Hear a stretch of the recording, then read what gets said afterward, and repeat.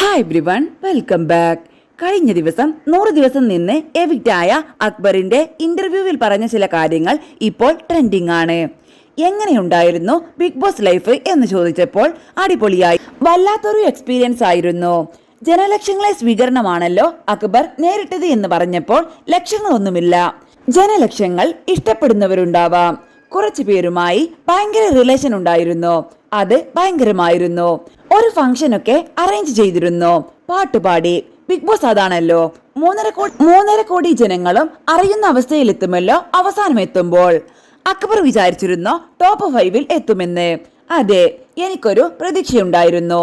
ബാക്കിയുള്ള കണ്ടസ്റ്റന്റിനെ നോക്കുമ്പോൾ നമ്മുടെ ഒരു വിലയിരുത്തൽ വരുമല്ലോ, എത്താൻ സാധ്യതയുണ്ട് എന്ന് എനിക്കുറപ്പുണ്ടായിരുന്നു. 2-3 ആഴ്ചത്തെ മോർണിംഗ് ടാസ്ക് ഒക്കെ കഴിയുമ്പോഴും ഓരോരുത്തരുടെ ജയിൽ നോമിനേഷനും അതൊക്കെ കാണുമ്പോൾ ഓക്കെ, ഇവരുടെയൊക്കെ ജയിൽ നോമിനേഷനിൽ എടുക്കുന്ന റീസൺ ഇതാണ്.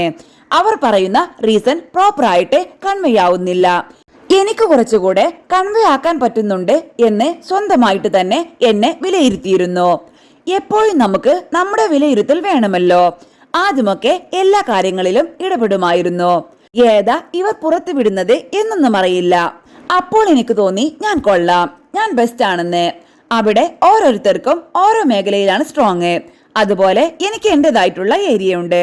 അതുപോലെ ഫൈനലിൽ എത്തിയ 5 പേർക്കും അവരുടേതായ ഏരിയകളുണ്ട്. ആര് വിന്നർ ആവുമെന്നാണ് അക്ബർ വിചാരിച്ചിരുന്നത്?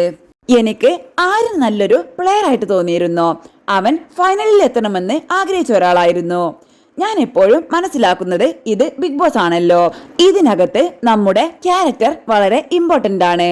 അതിന്റെ കൂടെ ഗെയിമിനും നമ്മളിടുന്ന സ്ട്രാറ്റജിക്കുമൊക്കെ ഈക്വലി ഇമ്പോർട്ടൻസ് കൊടുക്കണം.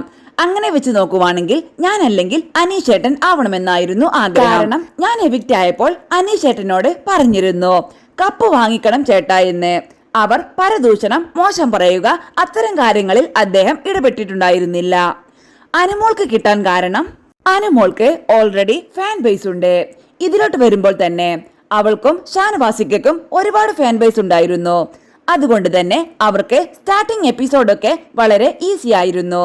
അതൊക്കെ വെച്ച് നോക്കുമ്പോൾ അവർക്ക് തന്നെ വോട്ട് കൂടാൻ കാരണം, അക്ബർ ഓൾറെഡി സെലിബ്രിറ്റി ആയിട്ട് ചെന്ന് ഒരുപാട് പേരുടെ ഫേവറേറ്റ് ആയിരുന്നു. പ്രത്യേകിച്ച് ഒരു സിംഗേഴ്സിന് കിട്ടുന്ന അഡ്വാൻറ്റേജ് ഒന്ന് വേറെ തന്നെയാണ്. പക്ഷേ ബിഗ് ബോസിൽ അത് മനസ്സിലാകുന്നില്ല എന്ന് അക്ബർ പറയുന്നുണ്ട്. ബിഗ് ബോസ് വേറൊരു തരമാണ്, എനിക്ക് പോകുന്നതിന് മുൻപേ അറിയാമായിരുന്നു ആ അഡ്വാൻറ്റേജ് ഇവിടെ കിട്ടാൻ സാധ്യതയില്ല എന്ന്. ബിഗ് ബോസ് എന്ന് പറയുന്നത് വേറെ തന്നെ ഒരു ഷോ ആണ്, അതിനെ അങ്ങനെയാണ് നോക്കിക്കാണുന്നത്. പോകും മുൻപ് എന്തൊക്കെ പ്രിപ്പറേഷൻ എടുത്തിരുന്നു? ഒരു പ്രിപ്പറേഷനും എടുത്തിരുന്നില്ല. മാറാരുടെ കുറച്ച് എപ്പിസോഡ്സ് കണ്ടു, അപ്പോഴേക്കും കേറാനുള്ള ടൈമായി. സെലക്ഷൻ ഉറപ്പാക്കിയിട്ട് കാണാമെന്ന് കരുതി. പ്രത്യേകിച്ച് സ്ട്രാറ്റജി ഒന്നും ഞാൻ ഉപയോഗിച്ചില്ല. എനിക്ക് തോന്നുന്നു അനീഷ് ചേട്ടനാണ് പ്രോപ്പറായിട്ട് ഒരു സ്ട്രാറ്റജി വെച്ചിരുന്നത്.